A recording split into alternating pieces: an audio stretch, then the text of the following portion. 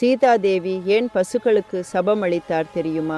அந்த சாபத்தின் விளைவு இன்று வரை பசுக்கள் அவஸ்திப்படுவதுதான். 14 வருட வனவாசத்தை முடித்த பின் ராமரும் லட்சுமணரும் தங்கள் மூதாதையர்களை கௌரவிக்க ஒரு புனித சடங்கினை செய்ய முடிவு செய்தார்கள். சூரியன் மறையும் முன் சடங்கு முடிக்க வேண்டும் என்பதால் காணிக்கையை தேடி வனத்திற்குள் இருவரும் சென்றனர். ஆனால் நேரம் பற்றிய கட்டுப்பாடு காரணமாக சீதாதேவி பல்கு ஆற்றின் மணலை எடுத்து தன் மனமார்ந்த பக்தியால் சடங்கை நிறைவேற்றினார். அந்த செயலின் சாட்சியாக அருகில் மேயும் ஒரு பசு, அதனை மேய்க்கும் ஒரு பிராமணன் மற்றும் ஒரு அரச மரம் இருந்தன. ஆனால் ராமர் திரும்பியதும் சந்தேகங்கள் எழுந்தன. அதிர்ச்சிகரமாக 6 பிராமணன் மற்றும் பசு மூவரும் திதி நடைபெறவில்லை என்று பொய்யை கூறினர். ஆனால் ஒரே ஒரு அரச மரம் மட்டும் உண்மையை வெளிப்படுத்தியது. கோபமடைந்த சீதாதேவி பசுவை சபித்தார். நீ மனிதர்களால் நேசிக்கப்படும், ஆனால் அவர்கள் விட்டு போடும் மீதமுள்ள உணவுகளை மட்டுமே உண்டு வாழ்வாய். எப்போதும் முழுமையான திருப்தியை அடைய முடியாது. ஆனால் பால்கு நதிக்கும் பிராமணருக்கும் என்ன சாபம் கிடைத்தது தெரியுமா?